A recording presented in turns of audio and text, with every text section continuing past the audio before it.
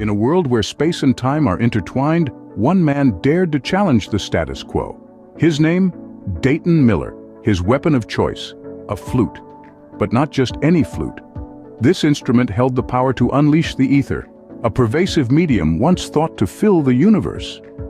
Miller, a physicist by trade, a musician at heart, discovered a harmonic resonance within the ether.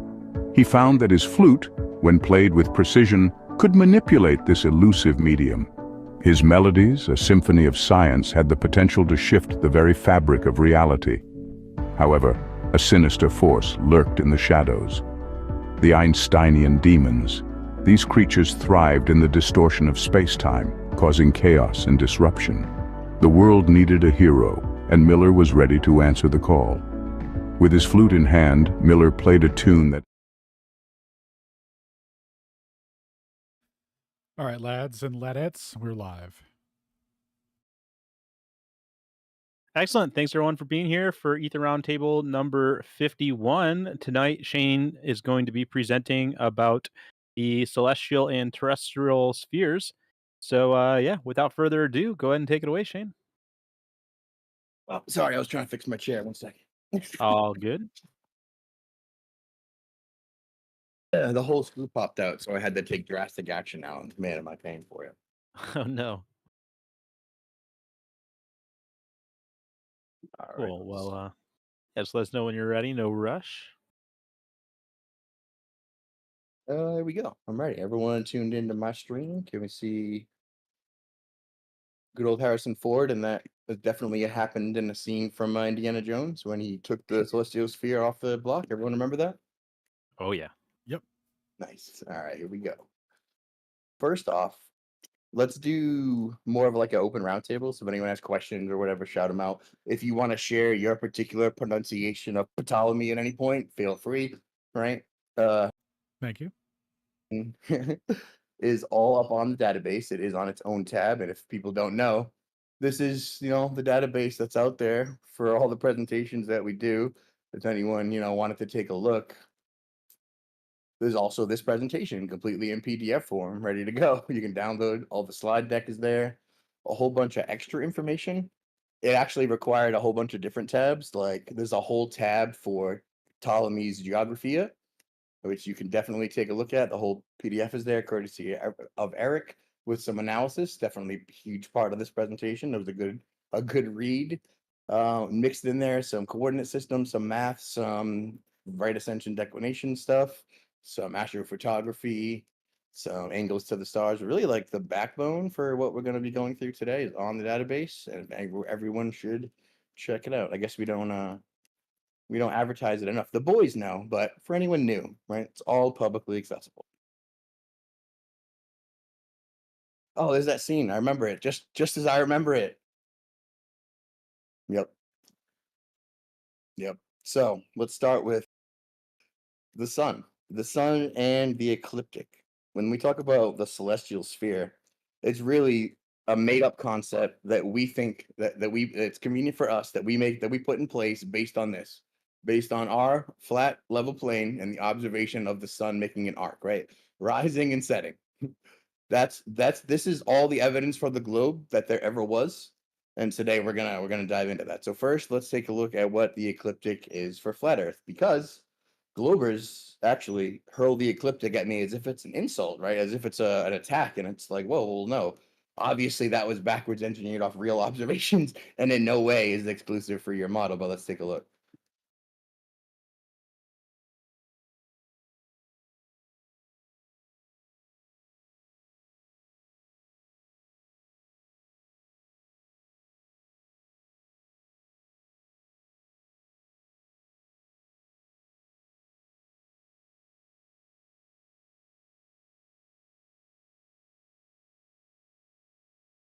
same.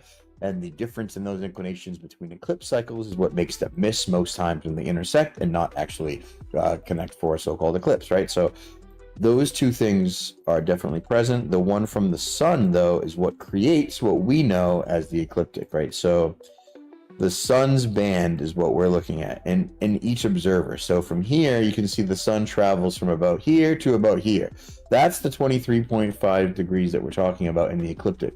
If we get a different angle on it, we can see the analemma being to form in the person's perspective, right? Because each person would see that in a different position here. So that's where the sun is, and that's where the sun appears to be. So the migration of the sun annually is what we're calling the ecliptic. So this band, you see this band right here, the sun travels from this band depending on the time of the year, south of east rather, and set south of west. So rise south of east, set south of west. There we go. And again, depending on the season, it does the opposite. Rise north of east, set south of west. Okay, now that ecliptic band in each observer is what is making this possible. Again, right? This is the band. And this is again caused by the true path of the sun doing this. Right? As its migration, it goes up and down, it changes height, and it gets a little bit lower depending on the season, right? So if we looked at it from the top, you would be able to tell it just goes out and in, and out and in. And that's what we see on most of our simulations and most of our depictions when we're talking about it. This is what it shows you. But what it's actually doing in 3D is changing heights, right? That's all it's doing. That's what creates more and less light. If you look at it down, you can see that as it gets lower and out to the corner, it creates more and less light. But that's the ecliptic in a nutshell.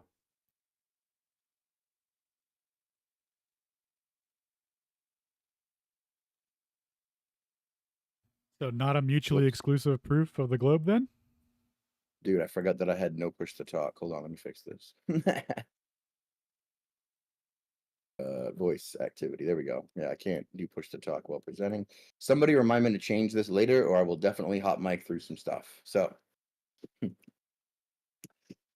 all the globe evidence there ever was is the ecliptic, right? The sun. We start with the sun, the daytime celestial sphere, but it is in no way different during the night. It's just this hemisphere that you view, and the celestial objects' path make arcs as they rise and set, as they would if you observe the world in a hemisphere or a half dome, right? Over here is the corresponding position of on the globe Earth where it would have to be, right, for this to make sense. And that's crazy, of course. This is crazy. This is how it gets misinterpreted to be this, though. And from this, we get this. But everything is based on flat Earth, right? You can't have any elevation angles off an infinite tangent to a curve, whatever. But when we get into it, when we talk about the celestial sphere, we should probably try to define it. So when we define it, we should probably start with what they say it is, right? So we'll go to our good old Wikipedia. And when they say it, it's just an abstract sphere that has an arbitrarily large radius that is concentric to Earth. So they're very specifically saying, oh, it may be centered on the observer. Oh, okay. And all objects in the sky can be conceived as being projected upon the inner surface of the celestial sphere. Oh, that's interesting. It's interesting how it says that it can be thought of, right? It can be treated as, you can do calculations based on it isn't, but you can treat it in all practical world as if it is. That's interesting. Also, something about the distance here. It would seem, yeah, it needs to be in the distance. Let's go to a more accurate definition, right? We can say it's an abstract concept characterized by the arbitrarily large radius, which is, for practical purposes, infinite. It's an infinite radius. You can't have arbitrarily large. That is in no way different than infinite. So when you have an infinite radius, that's flat. You're using flat angles. It's the same thing. The celestial sphere is essentially pretending that the Earth isn't flat and that the sky is, right? So it's doing an inversion of that, but we'll get right to that. It says that, right, if you set the celestial sphere to an infinite radius, you make the sky the planar geometry and the ground spherical. But in reality, you actually measure angles to the sky, making it the sphere, and then you lay a square on the ground because of its planar aspect to reality. So it's completely inverted. But by projecting stars and celestial bodies onto this imaginary sphere, they say they can simplify it. Oh, because then they get to treat them all as if they're the same distance, which in all practical uses, for every time they used to measure them and navigate by, they're all equidistant. So A sphere of infinite radius can be conceptualized as a flat plane. And if you work it out, right, in geometry, as the sphere increases indefinitely, the curvature decreases, and eventually, if you go that to infinity, the curvature becomes 0, meaning it's flat. So practically zero difference between a sphere of infinite radius and a flat surface. Just putting that out there. And again, the celestial sphere most basically is an abstract concept, so isn't real, isn't a real thing. It's a made-up thing. And why do I depict it like this, right? I think maybe you guys have seen this image go around. I do depict it like this, but what is that based on? Let me turn chat off. There we go. So I do it like this because it's all coordinate systems, number lines, and nonsense. It's got no basis in reality. The celestial sphere is essentially... Oh, there we go. Yeah. Yep. It's essentially spherical coordinates, basically, on top of spherical polar planar. When you're getting angles with geographic long lat, of course, you got the planar cone, which is doing minor circles of equal altitude all the way down. That's the purpose of the cone. And then you can't forget the geographic long lat, which is, of course, the grid lines, giving you the spherical axis. Of course, we get to our geographic long lat with angles. Now we have a point, and then this would be the celestial sphere. So that all those images are what I've been using as my celestial sphere, because I couldn't think of a better way to show it was made up of number lines and nonsense in space with no tie to reality, right? So it's all made up math. If we look at another depiction, nice flat plane with a celestial half dome on top. I think all of the depictions would agree, right? This one they call it the local celestial sphere. If you say that to a glober, they'll scoff. That's a made up thing that Shane made up. No, absolutely not, right? First of all, the atmospheric dome put out by Jaren way back when, right? So we've all just been building on that, and it's just a concept of you have a limit of vision, which is based on you don't see forever because light attenuates and there's an inverse square law and it falls off, and all of that makes sense, right? So the local celestial sphere is just something that they use to reference everything in the sky. Another contributor, our boy Levelist, I think, hooked us up with this one from the Passive Solar Energy book. They call it the sky dome. That's interesting. Almost like same depiction, taking angles based on a flat baseline. Another depiction, the same thing. This is what they call the celestial sphere. They're using their quadrant to take measurements. Seems to be a pattern. When they get over here, of course, this is how they get infinite parallel light. But mutation, look at their explanation for the 23.4 degree tilt. Way more complicated than the sun going up and down and in and out, I would say. And if we just let's get to a brief pictorial representation, right, of what the celestial sphere is. Super easy. We can go through it, right? We start with you sitting out on your flat plane, viewing the stars in a hemispherical dome around you. This is how you would see them, right? This is how we observe them on both models. No matter if you live on the globe, we view them exactly the same, right? It's not a physical dome. It's just the limit of your vision. So when you can't see forever, which is, I think, evidence in the fact that nobody sees all of the sky, everyone only sees half of the sky, which is why this gives us the half of the radius over here, right? This is why I say that all the time. If we have the globe perspective, they think that the street lights are setting, right? Just like the sun doesn't set. But if we use our celestial sphere to observe celestial objects, how do we do that? Oh, but then how do they move? Oh, right. They move with you. Specifically 69.07 statute miles across the lateral axis as you move either into or away from the star, right? It depends on your inclination. That's crazy. That's what the globe says is because of curvature. But we've been over that one before. We're not going to hammer on it. Let's just do a little representation of how our non-moving pole star over here migrates around this orthographical view. So this is a celestial sphere around the person. To him, this is all he sees. Is this all there is? Well, no. So this model, right, is taking what else there is all the way over here and pretending to put it beneath it. The rest of the celestial sphere is below the negative axis here, but we'll get to that in just a second. This is, of course, explaining the same movement. It's going this way. It would look a lot like this, right? An actual sun circling, and then each observer having their own altitude azimuth reading as it rises and sets for them. Another visual depiction. This is a wonderful tool we use all the time. There's a celestial sphere in the background, just showing you that every representation so far has been the same. A hemispherical dome, a flat surface, and a curved sky, right? That's how we see it. That's how we model it. that's the basis of the globe, to be honest. That's all they've ever had is this observation with the sun and now with the stars and the stars rising and setting in this hemispherical dome. They've used math to continue it, and now they pretend that we live on a sphere, even though they've only done calculations based on things in the sky. If we go to what it's based on and how we represent those things, right? No, hold on 1 second.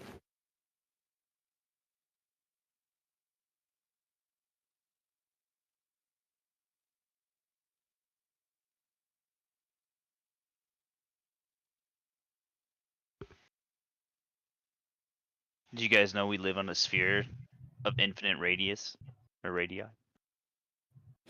I've heard. Dog was being a dick. Yeah, you. All right. So we have Cartesian coordinate systems, right? It's how we're representing this in 3D space. We can do one-dimensional. Oh, fuck me. Hold on. I thought it was your chair squeaking when I first heard it. To be Dude, honest. no, constant whine. Constant whine. He's went out 7 times. Hold on.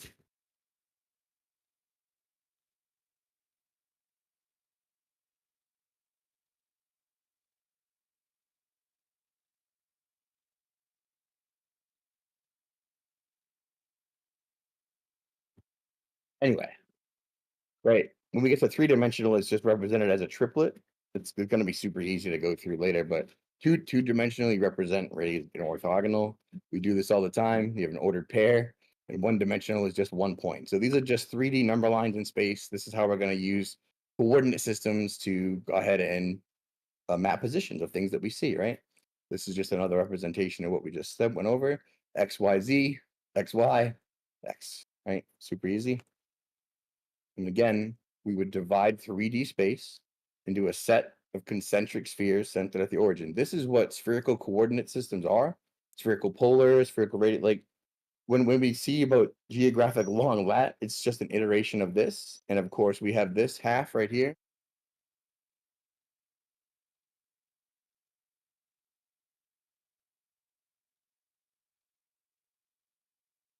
Let's see. So we went over before. Alan went over Cartesian simultaneity, right? This is one representation of how we can do something, but it could easily be represented simultaneously without loss. In all of these coordinate systems, you can have Cartesian, cylindrical. I particularly like the conversion between these two. That was part of the sky mile presentation. But it really just comes down to the same, right? When we're talking about coordinate systems and representation, these are all simultaneously equal, like relativity pretends to be, right? That's the actual relationship here. Actual simultaneity versus apparent. Nice. Actual. Yeah, the apparent simultaneity fails on its face. Here we have actual Cartesian simultaneity. These are lossless transfers. They're just different representations of the same coordinate, right? When we get a little bit into it, we're only going to get into the celestial sphere. We're going to do right ascension, declination, and some basic observations. So this is handy to know because this is what it's based on. We have the radial distance. So the radial coordinate is just r, I think, usually. Polar angle or zenith angle, all inclination angle, all measured from the fixed zenith direction. So that's just the angle off the horizon. And then the azimuth angle is just from north 0 all the way around to get a direction. So direction, a height, and a point. That's how you do it. It represents it gets represented by these. I think that's rho. What's the other one there? We got rho for p, theta, and what's the other p? Oh, that's a phi. Phi. So rho, theta, phi. Cool. The reason spherical trig works because we observe a half sphere, right? And the difference between spherical trig and hemispherical trig, or hemispherical geometry and spherical geometry, is nothing, right? It's just a fundamental plane and a negative coordinate. It's exactly. Hold on.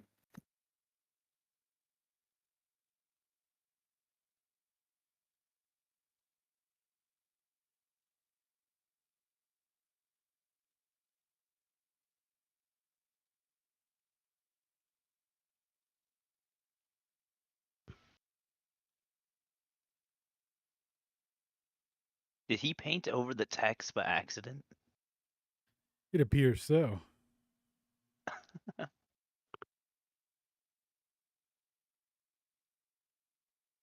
Dog's killing me, man. Oh, anyway. what are we doing when we're modeling it with a sphere, right? We're marking periodicity and symmetry. That's all we're doing. We're saying it comes back around after a certain time, and we're saying when we don't see it, we can mathematically represent it as the negative coordinate below the horizon. That's all we're doing. If we're using the coordinate systems, we can map observed positions and we can extrapolate them to the unseen parts of the sky. That's the reason for spherical coordinate systems, because when you don't see it, you have no way to represent it except with math. And you do that with math by just inverting. When it goes below the horizon, you give it a negative measurement, a negative horizon or a negative measurement, and that will denote exactly the periodicity with which it will return. So when they say that the globe math works, right, this is kind of what I think they mean. It does work. It will never let you down. You will predict this with utter certainty and perpetuity. It will never be wrong. Now, does that mean that the object is beneath your feet for the time that you don't see it? Absolutely not. You'll never like how it. Absolutely not. No, it just means that the time that it is not seen is based on a circumference, and that circumference can be applied equally. So when we get back to octave, it's just a way to represent a portion of a sphere. That's just relevant when we're doing down to a hemisphere down here. But if you see, the difference between these two is minimal. And the difference between these two is minimal. It just says above the XY plane, Z is greater than 0. That just means that everything is the same, except you have a negative axis for one coordinate, right? These all have negative axes, right? One goes this way for positive and negative. One goes left and right, negative, positive. And this one goes up and down, negative, positive. That's all negative coordinates mean. So again, back to the circumference value. It's all about the circumference. And the circumference, as we're going to depict later, doesn't have to be the sphere beneath your feet. It can actually be the circumference of the sun's path around the flat Earth, and they could be equidistant. And then all the explanations, all the observations that we have will follow with the same explanation. If we take a look at how longitude latitude currently works, it's based on the same spherical model that we were just looking at. It's got this R radius, this polar angle. If you look up here, the point that it's intersecting is creating the lower meridian circle that we pointed out later. This could be a cone. You could see if this was filled out orthogonally, it would be the same polar representation as we had before. Now, we're going to go into a little bit of the math of like celestial sphere, like a basic observation of, say, an alt-az horizon. Like if you went into Stellarium and you put on the azimuthal grid, it would do exactly this. You'd be able to do this So the observation. alt-az system, or the horizontal system, right? This would be the stereographic view of the night sky. The green line would be the local meridian. Purple is the prime vertical, spans east to west. The orange horizontal arcs between the points represents the altitude coordinate, right?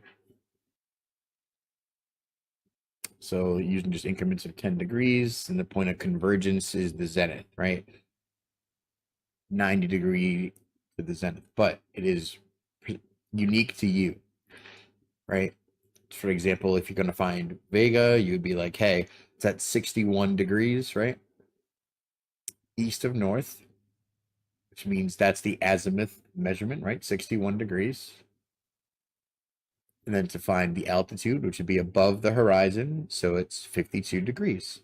So then your altitude becomes 52 degrees. So the coordinate, right? 61 degrees, 52 degrees. If you want Regulus, right, it'll be west. Since azimuth is measured eastwards from north, we can subtract its westward angle from 360 to determine its current azimuth, right? Since it's 83 degrees, we would subtract that from 360. We would get an azimuth measurement, 277 degrees. Right, super easy. Now we got to use the altitude grid to find its altitude, which is the angle off the horizon, and measures it 11 degrees. So that's how your local coordinate system works. But remember, this is specific to you. Right? It's constantly changing in 2 axes because the stars are rotating above everyone all the time. These are not static coordinates, right? These are horizontal. These are local coordinates.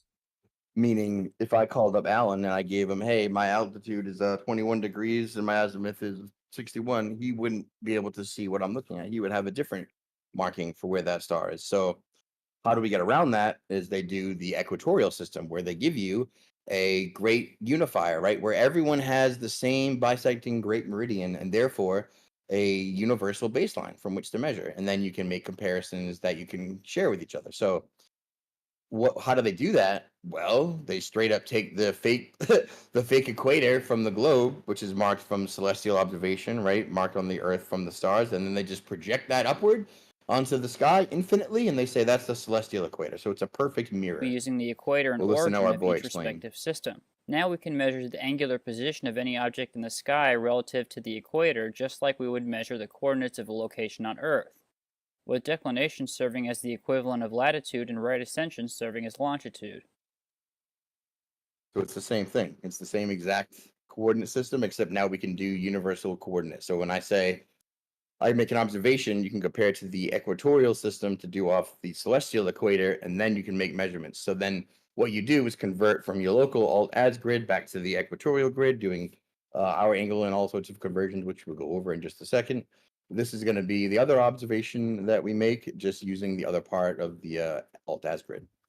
So if we find Regulus, right, it'll be west. Since azimuth is measured eastwards from north, we can subtract its westward angle from 360 to determine its current azimuth. Whoop, The equatorial system is based on a projection of the geographic poles and equator onto the celestial sphere, right? Can be thought of a celestial equivalent of latitude and longitude. Equator-centric, meaning that its angles are measured relative to the equator. Unlike the horizontal system, it's based on your geographic location, right? The vertical angle is declination. Could just be DEC, right? Comparable to latitude. Horizontal angle would be right ascension or local hour angle, RA or local hour angle, right? So that's local longitude. So we're looking right here as a bisecting great meridian, right? So all we have here is the great switcheroo. What we're looking at is how they've created this system. Because you only ever see a hemisphere or one half of a sphere in your observable celestial sky, if you create some math based on the circumference of that sphere, and you assume the sphere is beneath your feet, the math will predict when it will come back around with perpetual accuracy, right? It will never be wrong. That math will never let you down. In other words, if you just believe that whenever you lose a celestial object due to it appearing to set, if you believe that during that time it's beneath your feet, circling and coming back around, and when it comes back around to rise the next morning or the next night, we'll be looking at the sun or stars, that it was actually beneath your feet, the math will never let you down in that belief. The math will never let you down. However, it's based on a circumference, and that is just based on the presupposition of the object going beneath your feet for the rest of its journey and coming back around in the next time that it rises. But if you make the same assumption that it's simply circling above you, and for the time that it appears to set, it starts the portion of the circle where it's invisible to you, where you can no longer see it as it circles outward away and comes back around to you, right? As it appears to rise and set as it comes and goes, that would be a circle of equal circumference, right? If you call that a circle of, say, 24,901 statute miles around that observer, then you would create a visible hemisphere of the exact same proportions, right? And you never know the difference. So if you just believe that the object's beneath your feet, then the math will never let you down. So the celestial poles and the equator, right? Things that don't actually exist, but are thought of as conceptual to model things out. There's a terrestrial equator on the geographic graticule, right? There's not a terrestrial equator on the Earth. There's no land sphere on the Earth, right? Anyway, when we're doing we're dividing it, right? We have the projection of the celestial sphere, which is based on the great bisecting meridian unified by the terrestrial equator. Now, what that means is without the terrestrial equator being projected as the celestial equator, the local coordinates from people at different latitudes wouldn't mesh. You wouldn't be able to tell someone based on your, azimuth and horizon angle, or based on where you see a star, they wouldn't be able to find the same star at their local altitude, because you wouldn't have a unifying factor. You wouldn't say, based on the celestial equator, taking an angle off of that to find the same star. That's what this is showing you. This is why it's required. It's a unifying coordinate system, and it's just it's a conceptual model based on the assumption of filling out the bottom half of the observed hemisphere, right? So we'll just go forward a little bit here. The celestial equator is just a projection of the terrestrial geographic equator, right? You need a bisecting great meridian to create a spherical coordinate system, and that's exactly what this does. It's the north celestial pole and the south celestial pole. Creates points at opposite ends of the theoretical sphere, right? They never change. These are static. It's a static coordinate system compared to where we're going, right? Yeah, so it creates the zenith and the nadir, the North Pole and the South Pole, right? This is a conceptual antithesis to this. It's all that is, because you have what's in the red down here is effectively never seen by anyone, created entirely by math, and you can use this to predict the path of objects when you don't see them. That's the only purpose of this. No one's ever seen it. It's not real. When we just one more, and then we're gonna break some questions real quick. It's gonna be on specifically the circumference, right, and how we can apply. I know I've been saying it a bunch, and I said it a bunch at the start, but this is, I kind of want to hammer it home, and this is a good visual, I think, to show. So what do I mean when I say the circumference of the circle is the same in either case? Well, if we take a look at our flat Earth dome model here, and we take a look at, say, this hemisphere representing what any observer sees at any given point, and we pretend that, say, we continue this and we make a sphere, and we call this, whatever, the local celestial sphere, and we give this a circumference, and then we say we compare it to this larger track that the sun makes around the whole flat Earth, say that this also has a circumference, and say that it's the equal circumference of this. This is the time it takes the sun to go around here. This is the same time it takes the sun to go across, set, come back down, come around, and set again, right? So if we did it like this, so it rises, it sets. Now it doesn't, if you pretend that it's below you, it goes circle back around, and it comes back up again, just like that, right? So I'm saying that the circumference of this is equal to the circumference of this. That is all that I'm saying. That's what the celestial sphere is based on. It's based on math, predicting the path of a pretend object with math that doesn't exist, that isn't beneath your feet, but it's using the math of the continuation of what you do see, which is this arc, this half sphere. And if you just use the math to continue it, you will accurately depict, describe, and predict this path exactly. Right. So that's a lot. What do you guys think so far? Any questions? Crushing. Doing great. A good visual too, bro.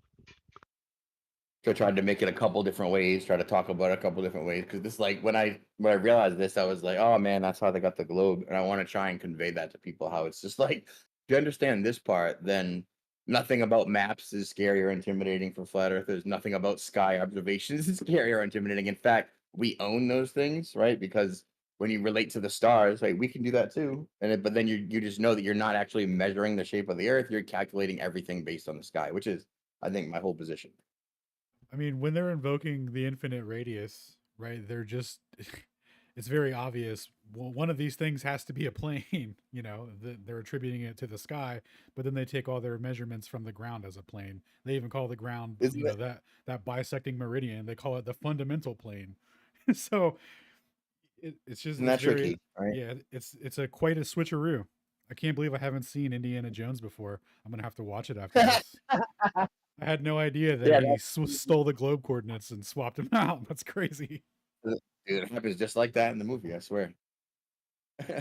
Indiana Jones and the Stolen Globe. Couldn't figure out if he should steal the celestial sphere and leave the globe, or steal the globe and leave the celestial sphere. And then I remembered, doesn't matter, right? Because they're equal. So Nice. So good. So now we're back into our little detailed explanation of our octant, which is just a sphere divided by three mutually perpendicular planes into 8 equal parts, right? From an octave. Each one is a spherical triangle. Yeah. But essentially, we're just looking at how you can break up a sphere into proportionate ratios of pi and do the same thing for a half sphere or hemisphere. Again, the coordinates are identical. The only distinction, as Alan just pointed out, is a fundamental plane giving positive and negative z coordinates. So the z-axis, that is the only difference. That's why we can use spherical geometry without any fear, because of course the sky looks like this to us. Every flat earth dome model meme looks like this, right? We own this, right? So if this is all that makes the spherical trig work, and then the rest of it is just inverting this top half with observed math, I'm down with that, right? The fundamental plane, as our boy Astronomy Live likes to point out, he thinks that it's like, oh, you have to relate it back to the fundamental plane, which requires the Earth to be a sphere. And it's like, false. It uses spherical coordinate systems with a requirement for things that aren't observed to be negative below the fundamental plane or the horizon, right? So, also not scary. Fundamental plane is something that we own. Applied specifically to eclipses, you have Besselian elements that you have to work into, which that predicts the shadow, and then you pretty much pretend there's another fundamental plane between both celestial objects and you, and you draw a completely observer-centric position. But that's a different presentation. I think we have another quick representation of spherical, hemispherical, and below the horizon real quick. We're going to talk a little bit about spherical coordinates here. So this is a GeoGebra model showing what it's like with spherical coordinates, with a fundamental plane driven through the middle. So this is what I wanted to concentrate on. If you notice, it's built of straight up number lines, right? Number lines in space, positive, negative one way, right? And now we added a third dimension to go up and down. It gives us 3D Cartesian coordinates, which when placed on a sphere gives you the spherical coordinates. Now, this point A is just kind of bobbing around, but it's going positive and negative because when it passes this fundamental plane, or when it goes below the horizon, technically, right? Or when it sets and it's no longer visible to you, the continuation of the bottom half of the circumference can be said to be equal to another circle with the circumference, say, extending out this way.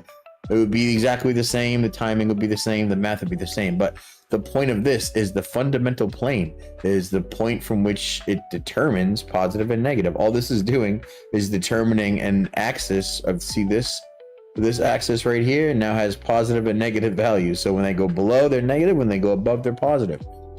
Negative values is how you calculate things that you no longer see, right? And because the circumference is the same in this sphere as it is extending out this way, the math will never let you down, right? If you use this spherical math to predict when you will see an object next, depending on when you see it set, it will take the same amount of time to circle back around to rise again as it would as if it was traveling beneath your feet, because the path it's traveling is based on this circumference, and whether it's extending outward or below your feet, the circumference is the same.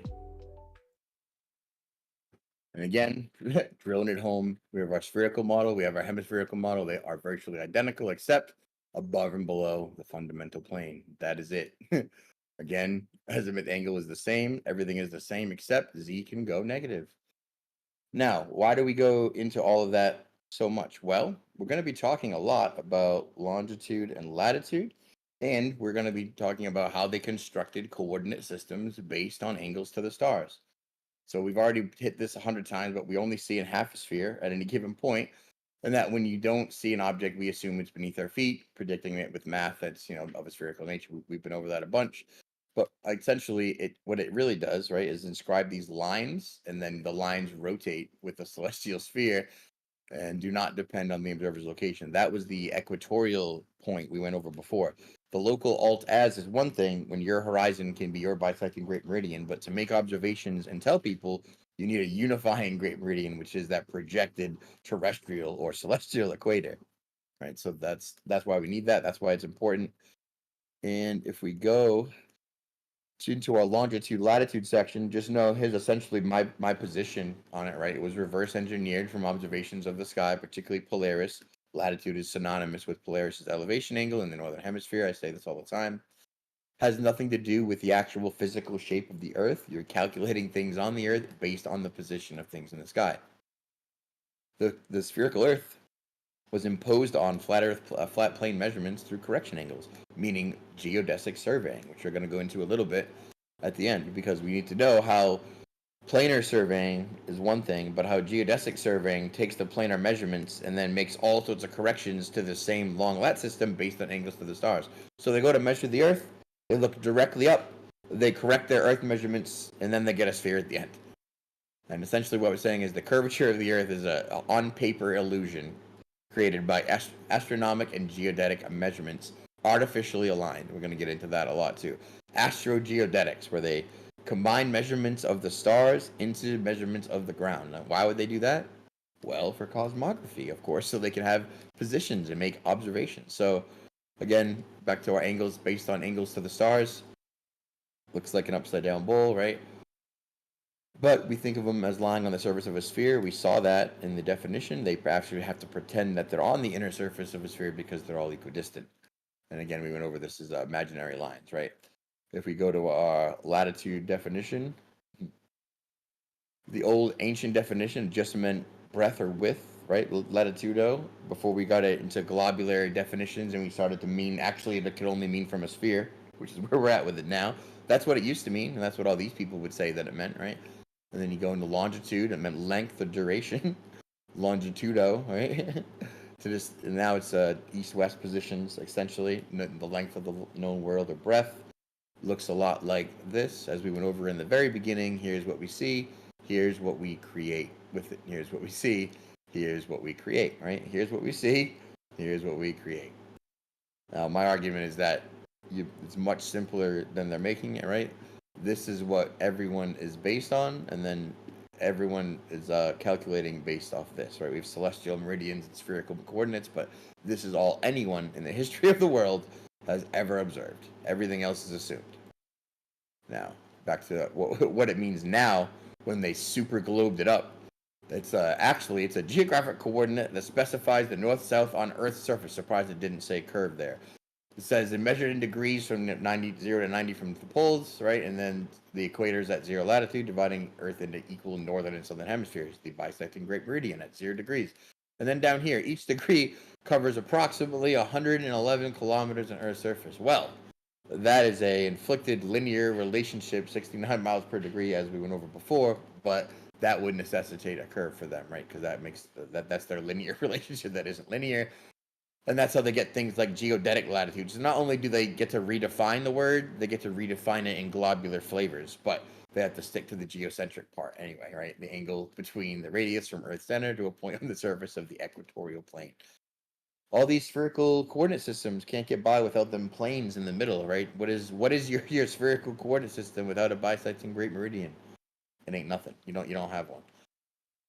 So again, now the globular longitude definition, right? They mean it specifically ties it to the globe. They try all sorts of ways.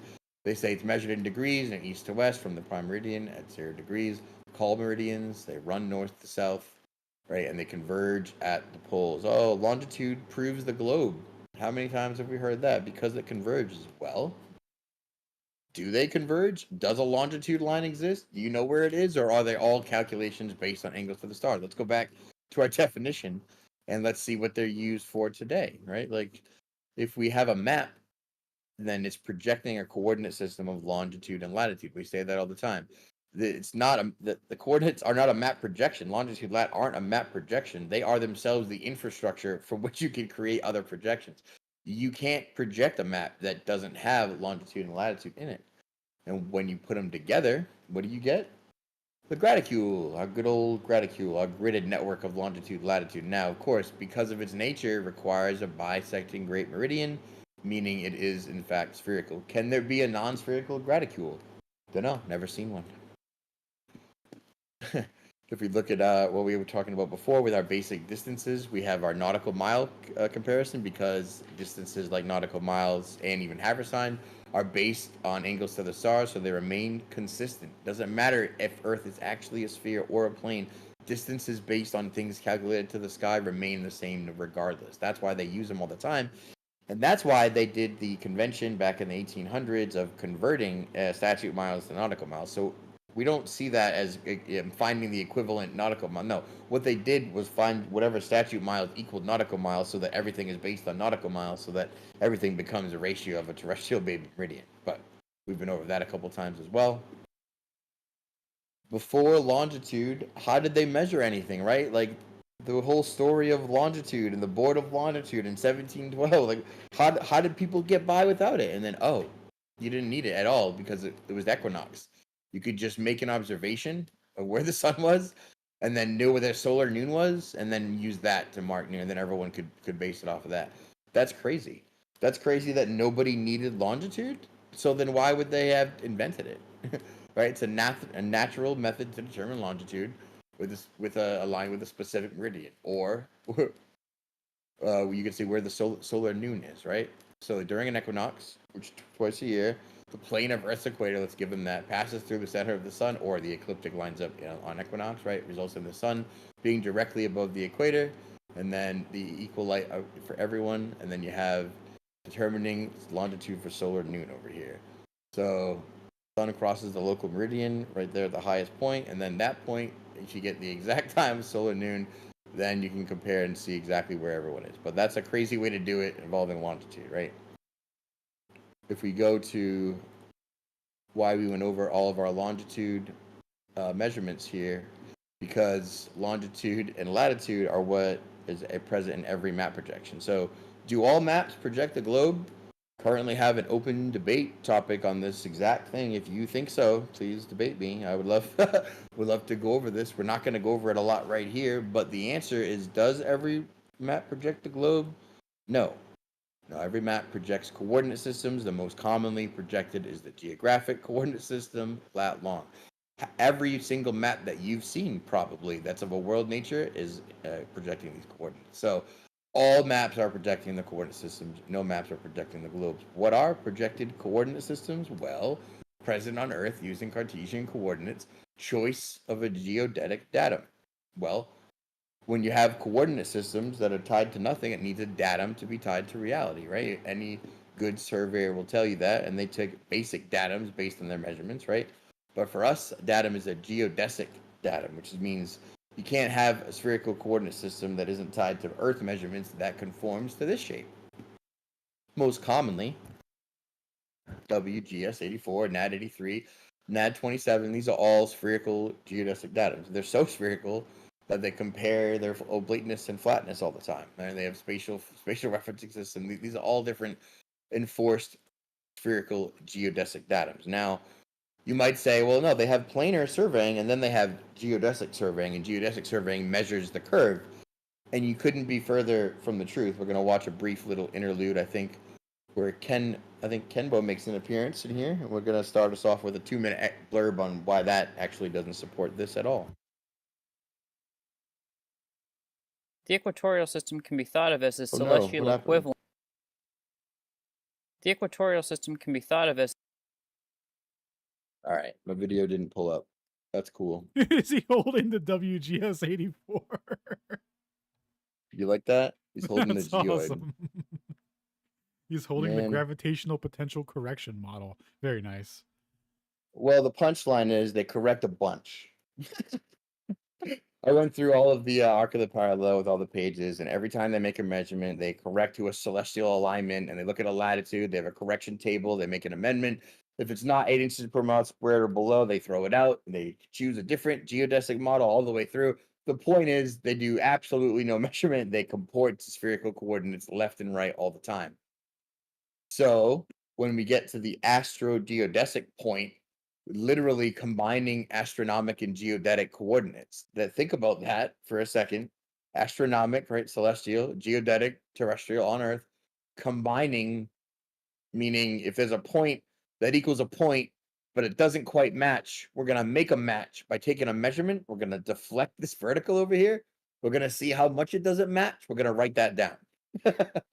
Don't worry about what we do with it. We won't tell you. That'll be for other people. But we're going to take special note of how off the astronomic measurement is to the geodetic. That's a peculiar thing for me when I was looking into surveying to figure out why they were doing that, until I realized what the purpose of astro-geodesic was. And if you look back on Twitter, this was one of the first questions I pulled out to people who were like, we're on a flat Earth map. Was like, oh, cool, what's astro-geodesics and what's it pertain to mapping? And they were like, you made that up. That's not a real thing. Who cares? You don't know either, right? All those things. But it turns out it's the combination of the astronomic and the geodetic. And when you just say those words without understanding, as some Globers literally did, like, it's this, like read the definition. It's like, okay, how does that apply to maps? Not at all, right? They have no idea. So when they're combining the longitude and latitude with the celestial, that's the purpose here. And we have our good old boy Amish to thank for putting me onto this paper, which is a clip from the first astronomic deflection of the vertical. And they had to say that they had this great idea where they couldn't find the measurement, and they looked up at the stars to align, and then they made an adjustment, and they got the correct measurement. What a story! And they started doing that ever since. And that's the story of essentially deflection of the vertical and how it came to be. So again, a couple more depictions. An astro-geodetic datum, right? An orientation, meaning that the geoid and the ellipsoid, that's the terrestrial, are oriented so that the sum of the squares of the several deflections throughout the geodetic network are made as small as possible, meaning they're taking multiple points of the station and they're trying to make these as small as possible, meaning they're trying to align them as closely as they can to the celestial alignment, right? If it's off, they correct. That's how they get this. Back to real quick on the vertical deflection.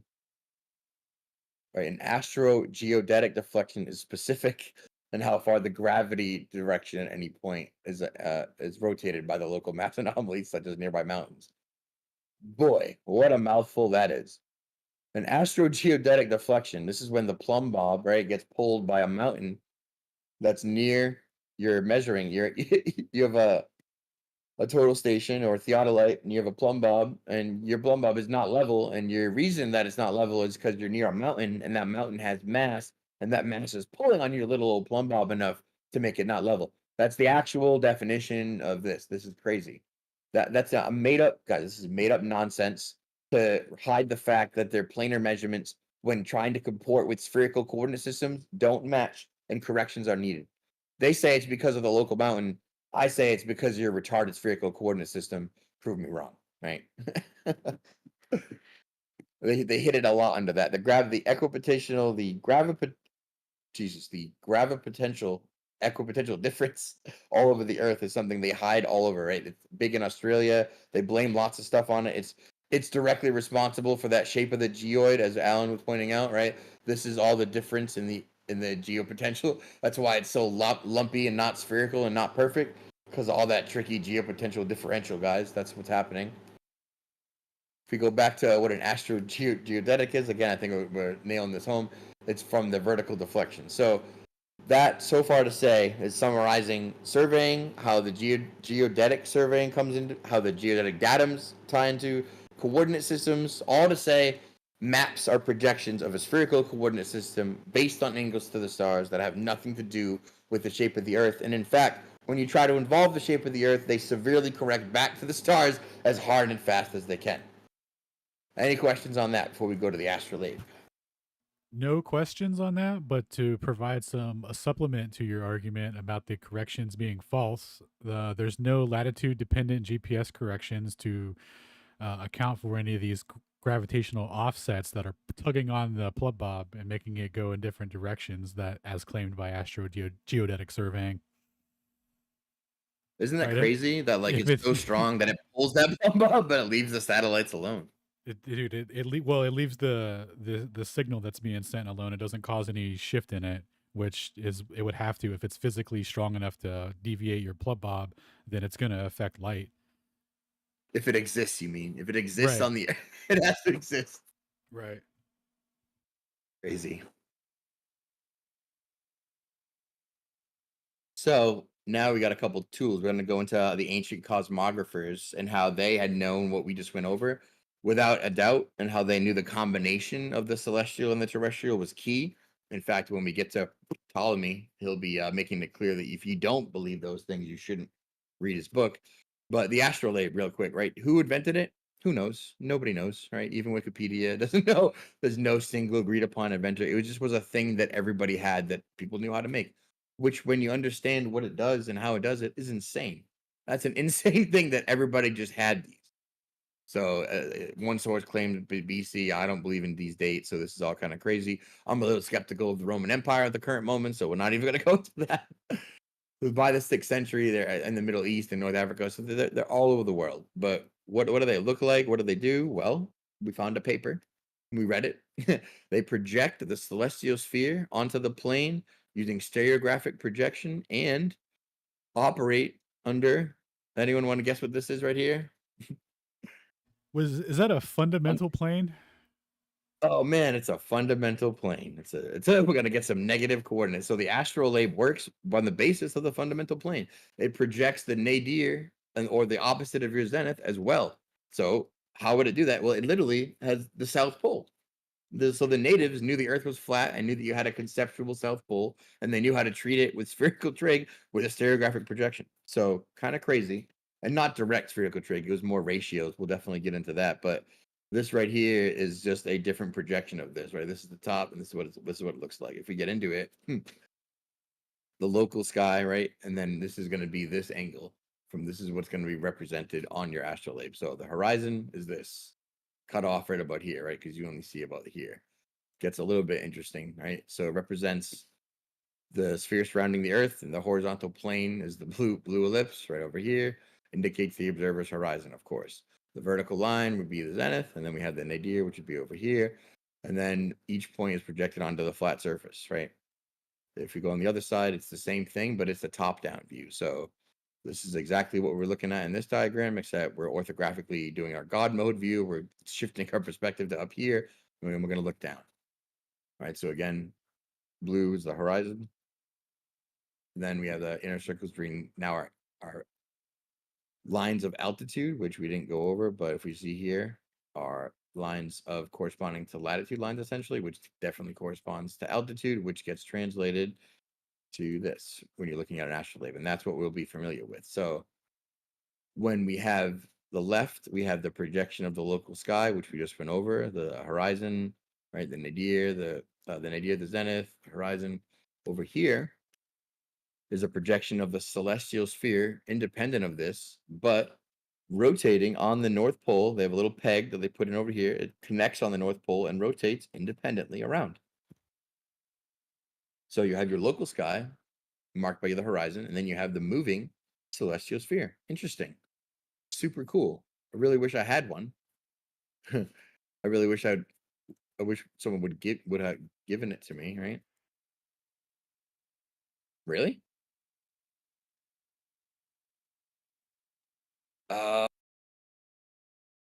How about you print one and then mail it to me? Is that on the table? That's possible, I suppose. Yeah.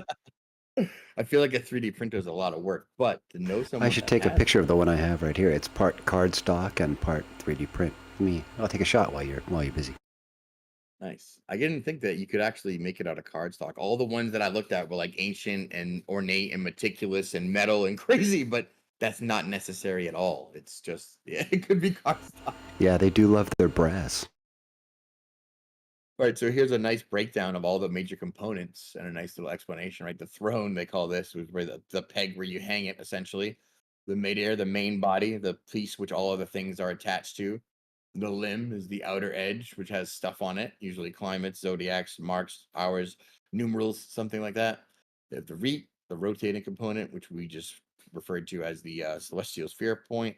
You have the rule, which is a straight bar that goes across, which you use in tandem with the sighting device, which is the, God, I mispronounced this later, but Aladade, maybe, Aladad.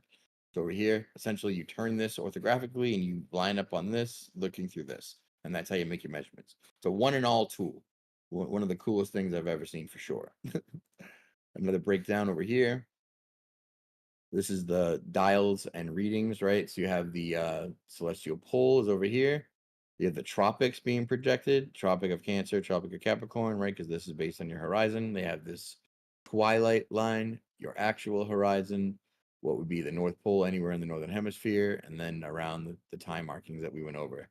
We're going to go through a real quick video on how to use some of these things later. So we'll just brush up real quick. I think we're already at an hour, but we're almost done, I think.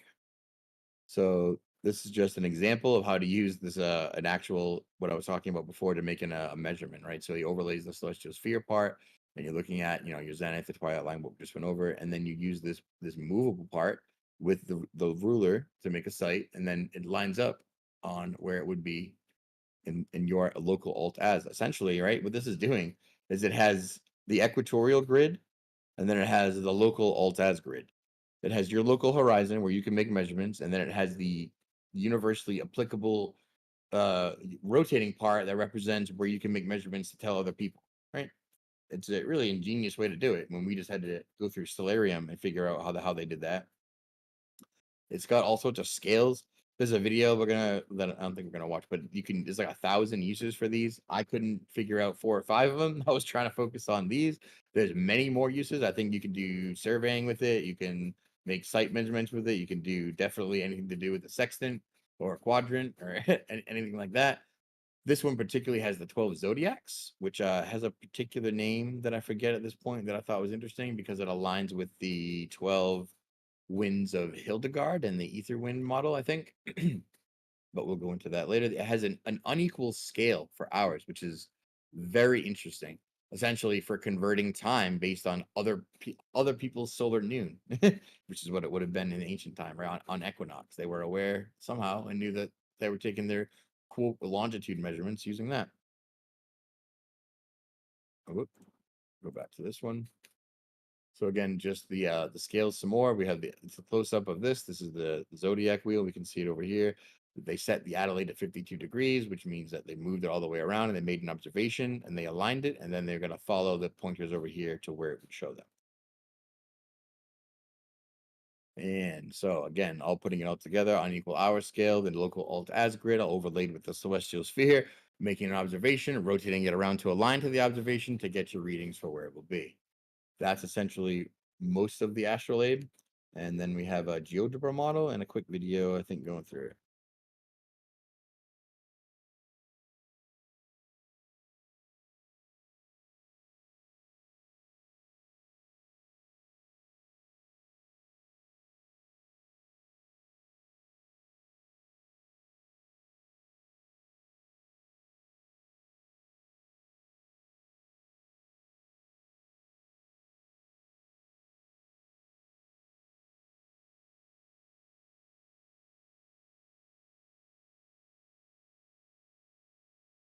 Is there audio for this, Shane?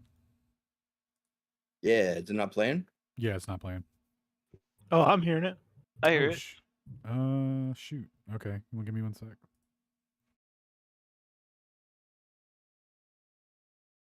Everyone suffers because of Alan. Also, I don't have any way to control this video when it's playing, so I can either start it or stop it or restart it completely. No in between. Isn't that crazy? Yeah, try and start it real quick. Yeah, nothing for me. Go ahead and keep playing it. Sorry about that. Damn.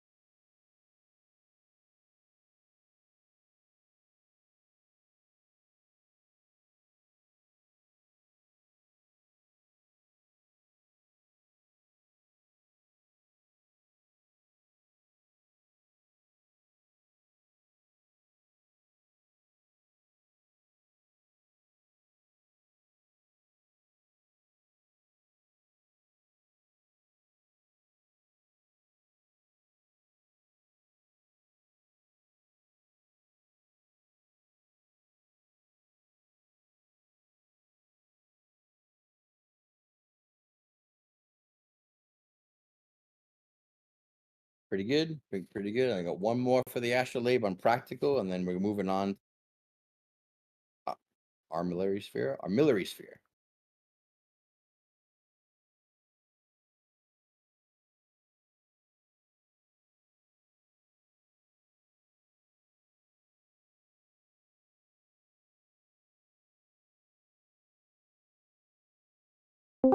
Is the only way you can envision their interpretation of the celestial sphere. As far as the sun goes, the retina shows the sun's annual path and the position of some of the bright stars. With the alidad on the back, or a straight rule, it has sights, and to use this straight back, you aim at a star and you measure its altitude, literally functioning as a sextant. The retina is then rotated so the star indicator overlaps the latitude parallels, which corresponds to measurement as if it was a 24-hour clock. Right? So the time of the night is given by the angle between the position of the sun on the observation day, which you record with a marker in a fixed direction. Right, if instead the day or the hour is known, you can predict the star's altitude. This is going to come in handy later when we try to compare the celestial sphere to the geographic graticule. So for any day, right, you can determine the time of the heavenly bodies rising, culminate, and setting. Right? Now, other than that, it has 1,000 uses, and here's some of the other ones. It's a projection of the sky for a specific latitude. This one particularly is for Istanbul. If you look at the back, it's the horizon line right here on the base plate, surrounded by precise altitude circled, which can vary, marking the sun's height above the horizon, and the meridian showing the midday and midnight. All right, so right ascension declination. On the top of the base plate is a movable plate showing stars and constellation, and then a ring, which is the movement of the sun throughout the year. Right, it's labeled with dates-ish. So he's trying to say once you read it from 54 degrees above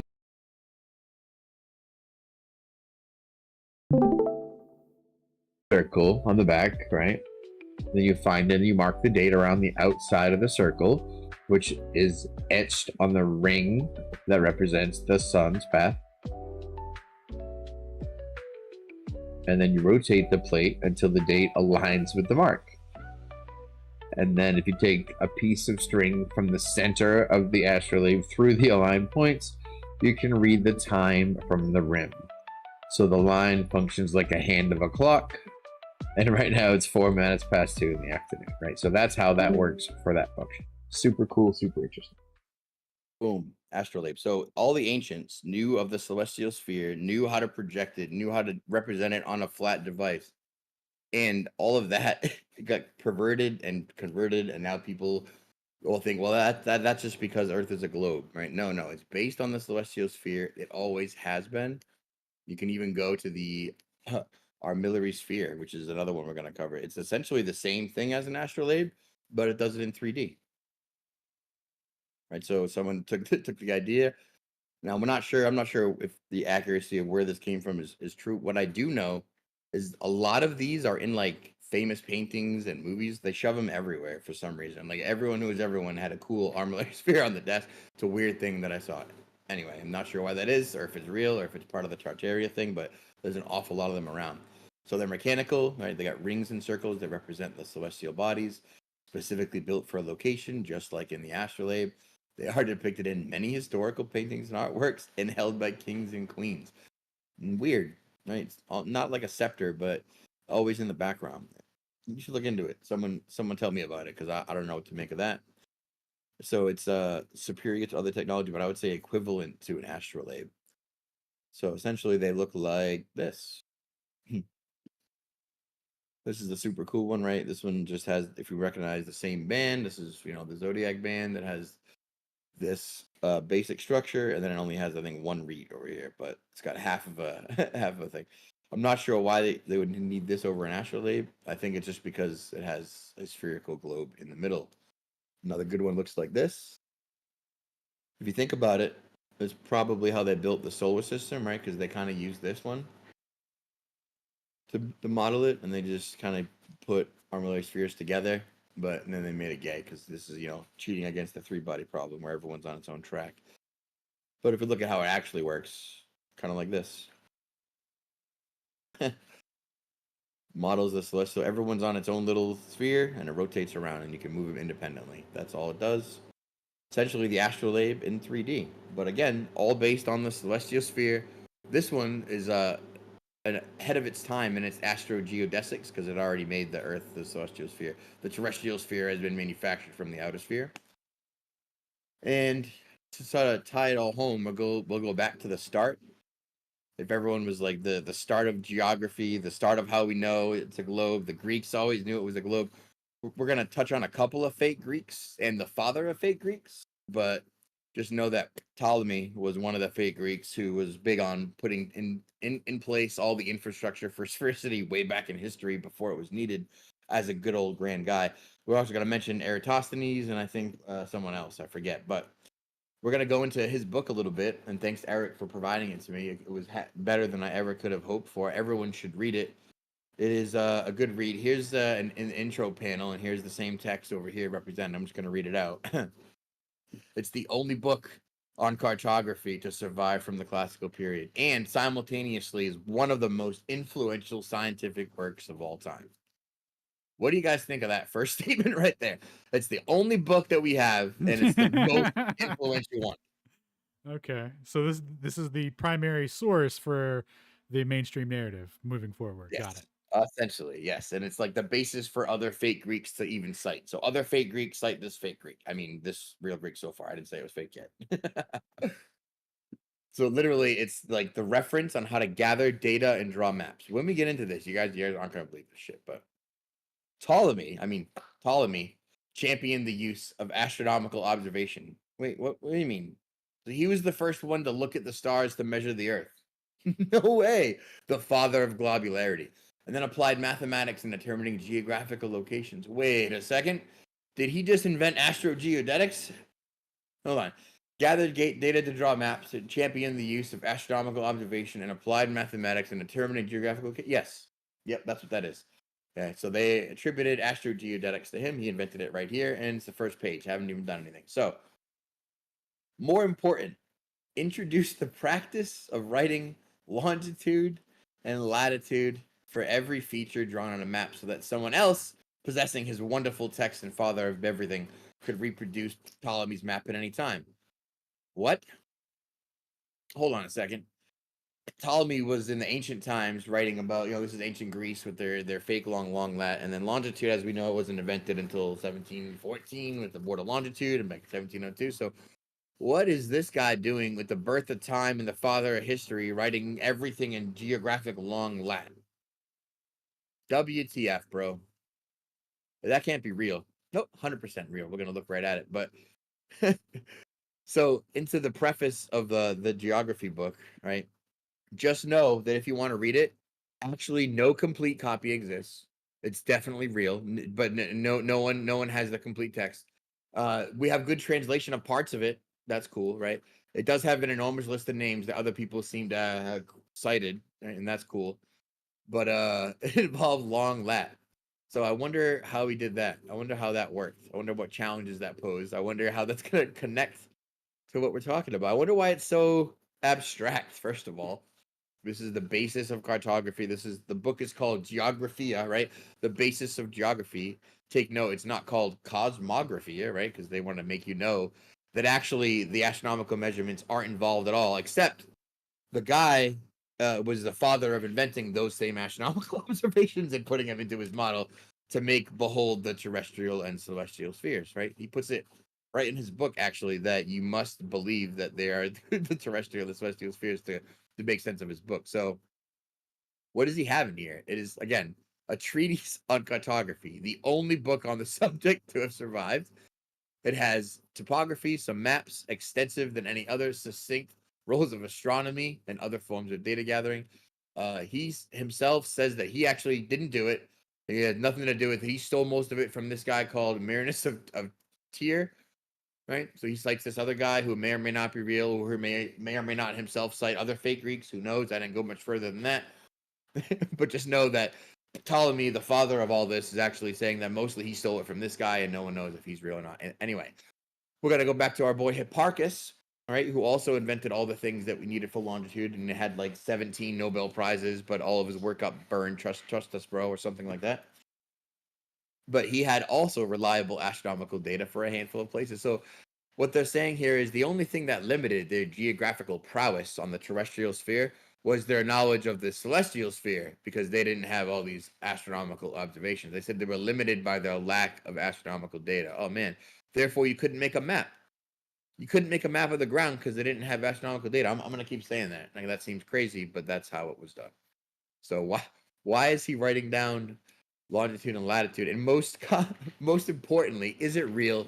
Is this a real book? Well, It's a notorious parenthetic style of writing, meaning continually being suspended partway and interruptions and digressions completely later, repetition. If you're not prepared for Ptolemy's fondness for suspension and resumption, you might think that you're being led to its subjective text by extensive interpolations, or that Ptolemy didn't know his own mind, or that they mashed together a bunch of bullshit and called it this book. Anyway, is it real? In my opinion, as a legendary sage said, negative Ghost Rider. Is it real? No, bullshit. This is a 100% horseshit manufactured. Like, this is nonsense. Alan, this is the Ghost Rider for you. And this one also was a Ghost Rider, but I fucked it up. Sorry, my mic was muted. I laughed really hard when you said that. Nice. Negative Ghost Rider is my answer to is it real? Yeah. So here we go, right? This is like page 1. This is the terrestrial and celestial spheres, and it says Ptolemy assumes that the reader understands and accepts the two-sphere model of the cosmos. That is, that there is a terrestrial and celestial spheres that are inextricably linked, and that, whoa, isn't it crazy that Ptolemy gave the definition of the celestial sphere from Wikipedia? That's weird. It's probably nothing. The stars are thought of as fixed to the surface of the outer sphere. Oh man, we just went over that. Anyway, if we read on a little bit, he assumes that the horizon divides the celestial sphere into 2 equal parts. He's already going back with his hardcore bisecting Great Meridian, right? To assume all these things and start making his geographic coordinates. Of course, he has to make a spherical coordinate system, which is how we started this, right? He had to know all of that to do this, which in 200 BC is questionable, but Wikipedia says he did it, so that's what we got. And he assumes that everyone is in the intermediate northern latitude so that he can make things, like the latitude is equal to Polaris elevation angle and other assumptions that simplifies calculations. But for the ancient geographers, geographical directions were always determined astronomically. Essentially, where's north? I don't know. Where's the North Star? Boom. That's as simple as it was. That's all they had. That's all it was. That's all that means. So everything in basis that we have was determined astronomically. Always has been. This has been my position so far. So far, pretty good evidence. Astrolabe, we got the armillary sphere, we got the Ptolemy, the father of all geography, has actually said, well, the terrestrial and celestial sphere must be combined. It is like if you're a heretic, if you don't understand it. Here's his explanation of longitude, latitude, which we also went over at the beginning. And he's defining a parallel of latitude. Now, this is a little bit different. As a circle on the terrestrial sphere parallel to the equator, meaning that he can have equal altitude angles, right? So anyone on that latitude has the same elevation angle. That's what he's talking about here. Kind of clever if it was real and if he did that. Another thing, he's seemed to be accessing Wikipedia, or Wikipedia is accessing Ptolemy. One of these things is true, but here's a picture from his graticule, as Ptolemy came up with a graticule way back when. Interesting. Of his second projection, which looks a lot like this projection and looks a lot like this projection, but is different. Don't worry. And he invented these, 3,000 years before these, so don't worry. These are different. And this one shows the resulting graticule, which is a pseudo-conical projection. It just means that there's a variation on the other map projections. As we know, we have many map projections. If you go to the database page, there's several there, and what he had was a pseudo-conical, and we'll see, boy, that's not even a big deal. You got tangent, you got conical, you got pseudo-cylindrical, you got pseudo-conical, you got pseudo-cylindrical, you got pseudo-azimuthal, you got regular, you got partial ones, you have ones that take polyhedral things, retro-azimuthal. Doesn't matter. There's all sorts of projections of the celestial sphere onto the plane, and that is what all of these represent. When you're looking at these distortions from the tesseract matrix, these aren't distortions of how the globe Earth is distorted on a plane map. It's distortions of how the celestial sphere is portrayed on the planisphere, right? So the astrolabe did a better job than the globe Earth. But if we move on, in Ptolemy's book, oh look, Ptolemy had an armillary sphere. Guys, look at that. Isn't that crazy? Who'd have thunk it? And he didn't have an astrolabe. Nope, he's a big boy. He had the armillary sphere because Earth is a globe, and he knew it, right? That was the whole thing.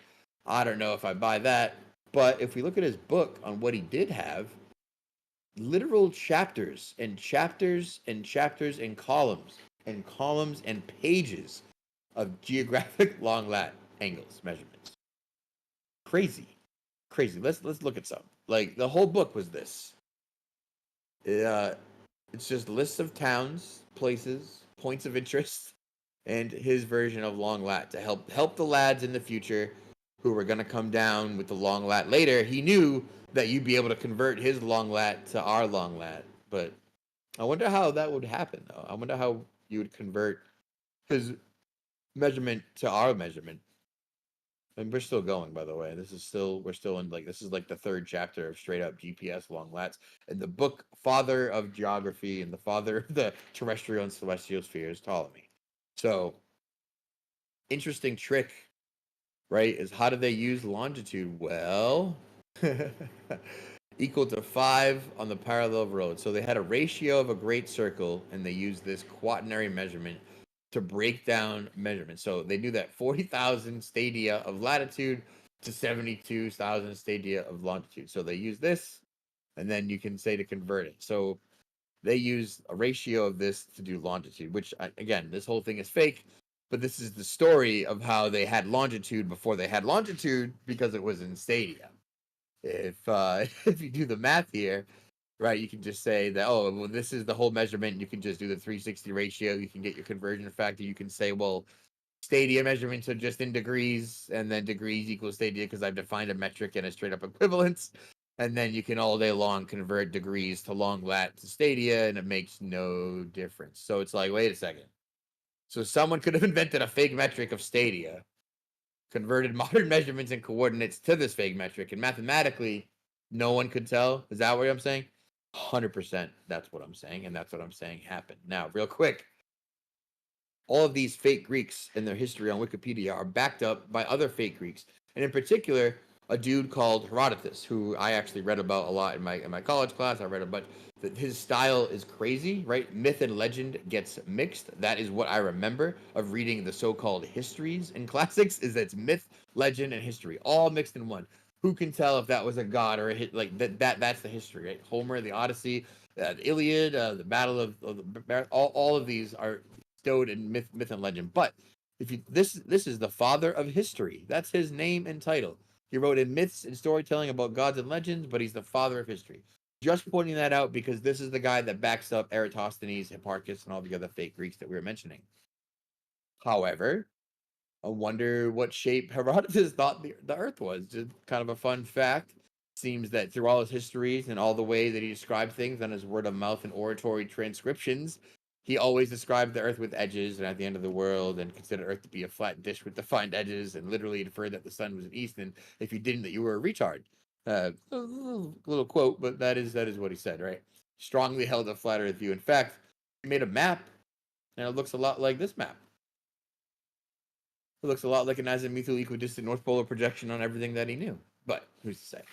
Just to say that Hipparchus, the dude who backs up all the fake Greeks, actually knew that Earth wasn't a sphere, and he was definitely a flat earther by every historical record, and there's copious amounts of them, because he is the historical record, and he writes all the other ones, and they're filled with his flat Earth mannerisms. Now, all of that to say, at the end of the day, what do we get from this? Well, we get a geographic graticule that is a carbon copy of the celestial sphere. Literally, this is a one-for-one copy. You can go on a map, but are you really on a map, or are you on a celestial sphere? Or are you on a terrestrial sphere? Or are you on none of these things because all of them are made up based on math and coordinate systems? That's a trick question. The answer is the last one. So, essentially, when we're looking at stars over flat Earth and right ascension declination, declination will be the angle of the latitude that this appears to the observer, and then right ascension will be the time, right? We need the time component for when it appears at a ground position. It'll never change latitude, but it will rotate around the Earth and change at a ground position. So the final piece will be combining all of this into, I think, a script. We're going to take an observation from Stellarium. We're going to plug in the azimuth and the altitude. That's it. And the program will show you where you are on the globe geographic graticule, because that's how inextricably linked they are. I can tell you based on a star where we are. Now, that wouldn't be possible unless everything I'm saying is true. Now, there's an inextricable link between the stars and the map, right? I call it between the celestial sphere and the geographic graticule, because latitude and longitude are inextricably linked to the sky and the stars and the time and sidereal time, right? you can look at a star. You can take an azimuth, meaning directions, 0 being north, and you take a 360-degree reading from there, and that's your azimuth. And then an elevation angle, which is just its angle of incidence above the horizon. If you take just an azimuth and elevation angle of any star, then we can tell you where you are on the graticule. So I put it into where I'm at, about, let's see, Massachusetts. Yeah, let's try here. Yeah, Massachusetts. And I'm going to look up. I'm going to find this star. I'm going to run my program on this altitude and elevation. So this is in, right ascension and declination, but let's convert that. Let's do quickly the program here. So we'll give it a run, and we'll say it's at 45-ish azimuth, and it's at 54-ish degrees. And today is 9/24, so 2024. Was it months? So 9/22, and it's 2/13, 14/13. Now that gives us a plot of the ground position of the star that I just saw. So what that is giving us is this, right? So what it has just by an azimuth and elevation of a star, when I look a little bit north, so here it is. And it gives you the ground position on the graticule of where that star is. Now, the time is necessary because you will have to know when it's going to be over a certain point, like when that ground position is going to rotate depending on its lattice around the circle. Essentially, this dot is going to rotate around here depending on the time is when it's going to stop over here. So this is where I saw it. This is what the ground position is. This is where it is relative to me as I'm over here. And this is why there's such a link between the sky and the map, right? There's no one measuring the ground, mind you. We're just finding our position relative to the stars. And this, I think, should prove it. Right? As we just showed, at any point, one of these stars will give you the exact location where you are on the Earth. It doesn't have to be right ascension declination. There's a direct conversion happening for right ascension declination to long lat, right? So here's what it looks like on the AE map. Imagine the continents are here, right? If I drew them in here, then this would just rotate around and you would have the time when you would see the star. So here it is, all right? And then here would be it moving. So just imagine, this is why the time is necessary. None of these stars ever change latitude. If a star appears at this latitude, it will appear at this latitude for everyone. The only thing that will change is the time, and the time gives you the position of the ground position of the star, which is why right ascension and declination and right angle hour ascension conversion are necessary, right? The stars are everything. The stars are the backbone of longitude, latitude, backbone of the grid. They're the backbone of everything. If we use the stars to measure the stars and then compare them to the stars, it's always going to come up stars, right? Comes up stars, guys. This is essentially why it's important. This is what they've mapped out.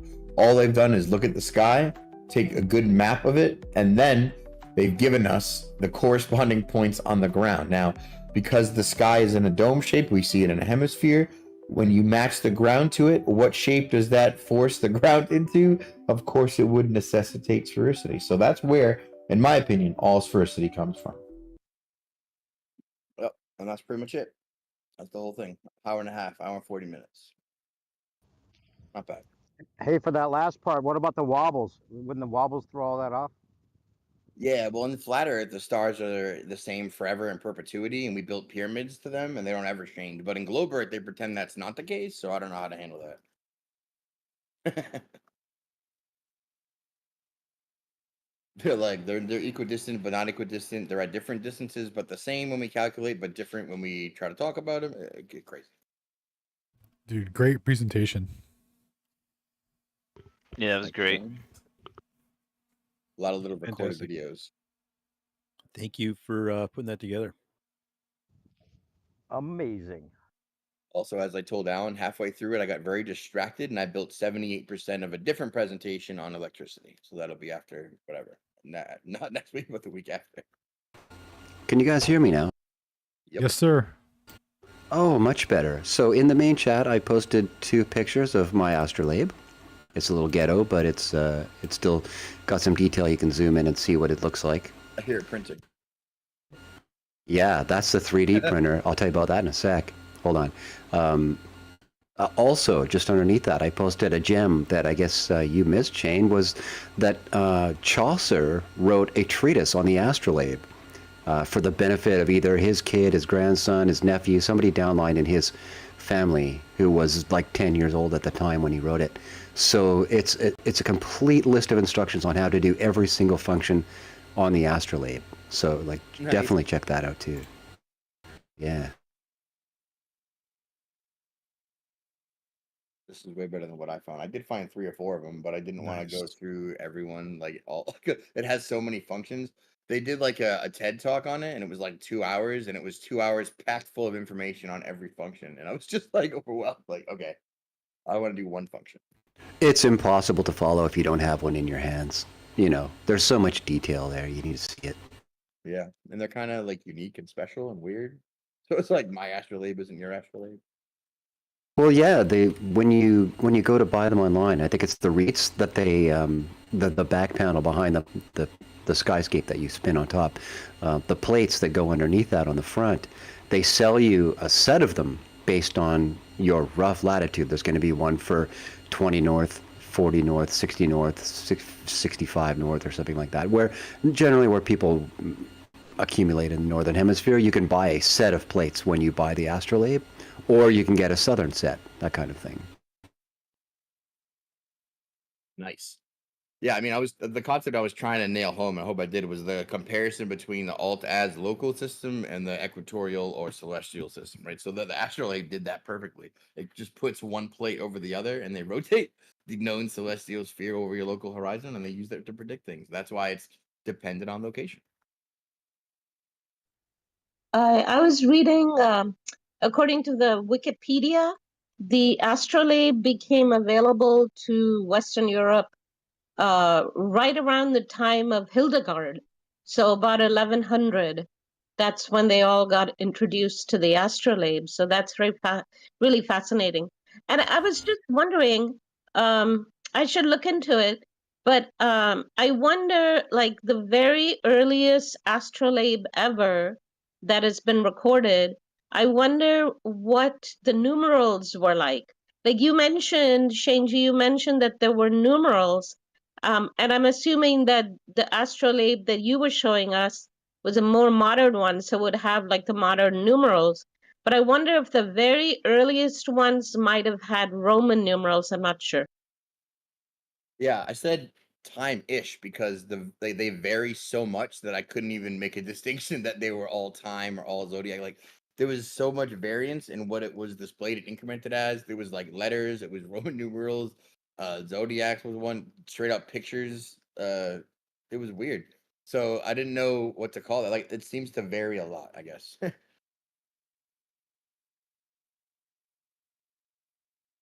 But it's also just crazy that everyone had them. Like we had to use Stellarium, and they were like, "No, I got my astrolabe, homie. You know, whip it out, take a reading, line it up. Wait, hold on, where is it? Okay, rotate it. Yeah, I'm fine. I gotta be home in 20 minutes or whatever."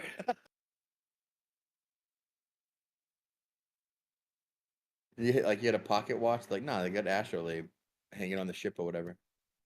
Oh, yeah, remember I had mentioned to you that Pierre Abelard and Eloise, they named their son Astrolabe. So it's really very interesting because Pierre Abelard was the most famous teacher and philosopher in Paris, in all of Europe, really, of his era. So it was very, very intriguing that, you know, their conversations, we can only guess would have been about the stars and things if they, you know, went and named their son Astrolabe, right? That's a crazy one. I don't know what to make of that one. Name your son astrolabe. Like, Yeah, that's kind of crazy name to give a child. But anyways, there's a movie about him. We should see it sometime because you lads remind me of Pierre Abelard's students. I named my kid Chandler Wobble. that's what I'm talking about. So there's one other device related to the talk you just gave, Shane. It's called an equinoctial sundial. It's another thing that I've printed out and built. I'm just going to upload the picture of that as I'm speaking. And wherever it went, I'll find it, I'm sure. There it is. And yeah, this is essentially like a pocket watch for the the old age. This is a slightly bigger copy, and this is I'm also just right underneath it the write-up that I posted on my very own channel on Telegram, where you'll find cool things like this. This thing, if you're looking at it now, it's in the main chat. What is that? That is awesome. Yeah, through the middle of that little slider there is positioned based on the month that you're in, and it actually lines up the sun where it shoots through a little hole in that plate, and the light goes through and hits the backside of the opposite ring, and that tells you stuff about sun position and the time of year that you're in. Yeah, it's a really cool project. That's awesome. It's actually held together by pieces of toothpick. That's what those little dots are, holding the black together. Those are exactly 2mm holes, and my toothpicks worked really well because they're hardwood. But yeah, enjoy, man. That's another cool thing that you can build. Dude, is anyone else convinced that Stone's 3D printer is actually Terminator from the sounds that it just made? Dude, when he reveals what it's printing, dude, I can't wait. And it's printing something. Yeah, for sure. Bum bum bum bum bum. Well, I'll tell you now then. Stonegi, you are multi-talented. Stonegi. Thanks so much. What I'm printing right now is the final part to my Marinov motor prototype 1.0. Now that I've got all my parts in the mail, my magnets, those are going to be 4 inches long, 1/2 inch thick, 1/4 inch wide, or 1/2 inch wide, 1/4 inch thick mags at 4 inches long, and little teeny bearings to run it on that are outside diameter 5mm to give you a taste. So yeah, I've been printing around the clock for about 3-4 days now to get all these pieces done. And this one will be done by 10 my time tomorrow morning, and that will finally allow me to assemble it and start to wire it up and test it. Rah. Rev that Marinov motor. Yeah, what are What was the question? What is your expectations for it? I mean, you're testing to see if it'll work, but do you think it will? Well, we do not approach it with expectation. That is suicide. We have only hopes and aspirations and objective observation of what people have already built. It's I'm hoping to be able to run about 10-15 watts through it, and we'll see what kind of torque that I can get at about a 65mm diameter for the rotor. It's going to be very interesting. I also I don't know, you'll see more of the design when I've got it built, but I did circulate to Alan on the sly a little piece I did in designing it. I did a flyby kind of view, sort of like a surround view of it in SolidWorks, and I'll post that now. It's almost the same. I had to modify just a couple things ever so slightly about it after the parts arrived, but I'll post that next in the main chat so you guys can have a look. Nice. I'd never heard of the equinautical sundial for sure. So I've it's like, you missed one. I'm like, yeah, it's the equinoctial. Equinoctial. It's at the I think it's right at the top of that text chunk I just posted. Prototype of the equinoctial sundial. Yeah, that was kind of fun to make. I still couldn't pronounce it. Good try. Good try. Good try.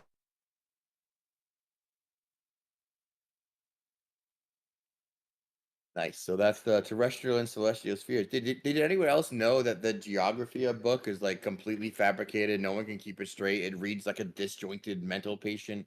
It's told by different stories. It constantly interrupts itself and then tells other stories, and it has all duplication. So yeah, either Ptolemy was a retard or people wrote this together and tried to claim it was something else. Whatever. So is the right ascension declination that they use for the sky, is that like a 1-to-1 of longitude and latitude? I mean, essentially, yeah, but you got to convert it. You got to do something like a right angle hour thing because you got to convert time to longitude, essentially. So you got to do a little bit of conversion math. But yeah, they have like antipodes, right? For every P every point P on the celestial sphere, there's an equivalent long lat. For every long lat point, there's a right ascension declination, right, with it corresponding to a right time. So, oh my God. So when you say they literally mapped the sky and made it the ground under our feet, that's Yeah, precisely what they did. Astro-geodetics, with Literally. satellites, with theodolites, with total stations, with all of it. Yeah, crazy. Like the globe is a literal fabrication of the celestial sphere. That's why the beginning clip was so funny. It's like we take the celestial sphere, which itself is a made up construct, and we'll swap it out with another made up construct based on that first made up construct called the globe. And it's like, oh, you got us. Like we thought both of those things were real. Nope. All right, lads. Nope. Pop quiz. What's your favorite sphere? Is it the celestial sphere or the terrestrial sphere? My favorite is the biosphere. No, just kidding. The answer is they're the same. Oh. Yeah, you guys are all wrong. The answer is that they're the same sphere. If you have a favorite, then you haven't been following along. I like the one that actually is curved and to some degree can be conceived that way. I guess they're both just concepts anyway, aren't they? That sucks. I don't like your answer, Dave. I like the ellipsoid. I want to go back to the ellipsoid. You can choose the ellipsoid.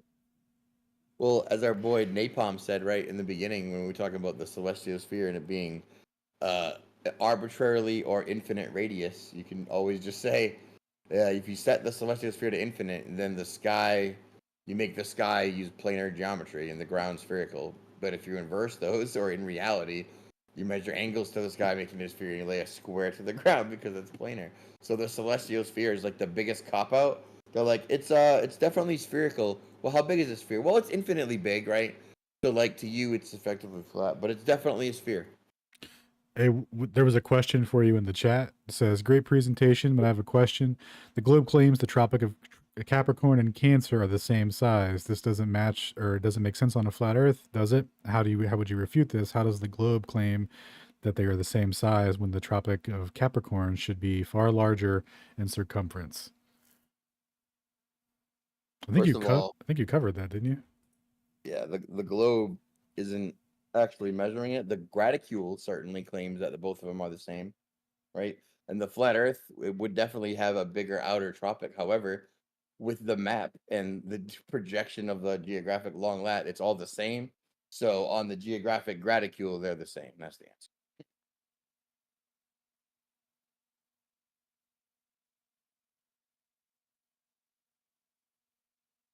I mean, there's a better answer with math. Did that dude send like 7 super chats or what? Yeah, he posted in here too.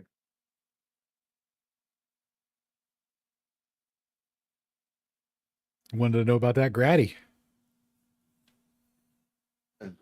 Like a better way to say it is like, you're not measuring anything. You're just calculating based on a latitude, right? So if the tropic is 23.5 degrees, you can take the cosine of 23.5 based on that, and you can get a distance and you can measure that and say, oh, it's this long.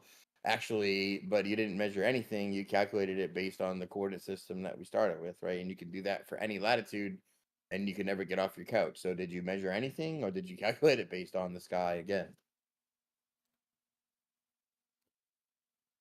Well said. It's a big problem with distances. Like, how often do we measure distances? And it's like never. We calculate everything everywhere. So it always matches, fortunately.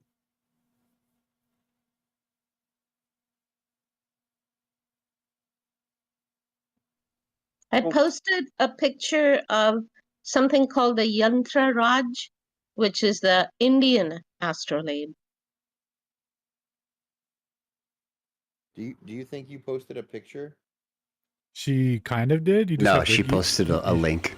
Here's I want to see how she sees it. all right. Oh, God. Here you go. I'm so sorry. I don't even know how to do all that. I just posted the link. You're right. No, you got it. We figured it out, but we'll hook it up. Like this. I've actually just replied to her post with the actual link. Nice. Go ahead and check that down. We all did it.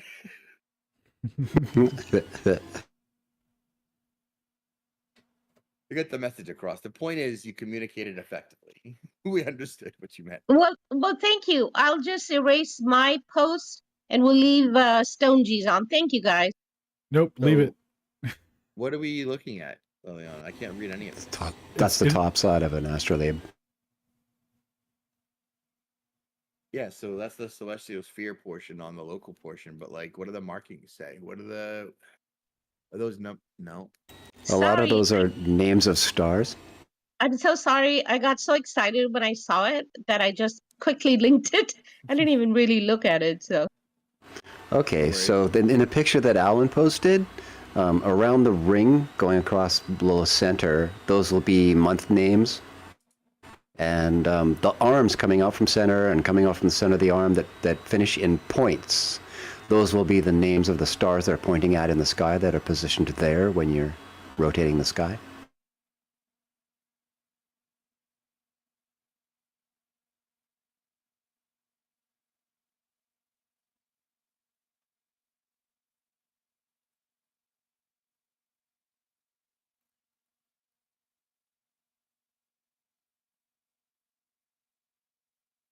It's crazy. Absolute silence while everybody studies the picture. I love it. Yeah, no, I talked to my mute button. No, I forgot what I said. I'm sure it was insightful and like enlightening. But I forget. It's forever lost now. I think it was. I've just had so many of these that I can just like I can tell what it does, but I don't know. Like the markings are almost negligible at this point. Check your volume slider there. Your mic slider, Shane. I can. Sorry, though. Sorry, I can totally read all the numbers, but some of the alphabet are kind of written in old style, so I have to really look at them. But I read all the alphabet. I know the script.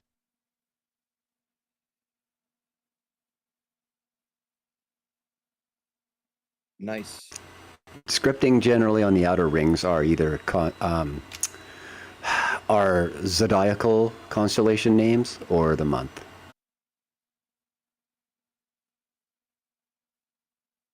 Well, on that note, we should end the stream probably.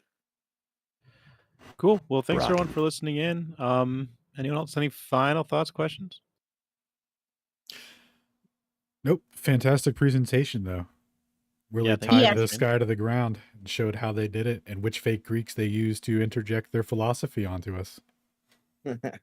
Nice. Yes, that was excellent, Shaji. Excellent. Thank you.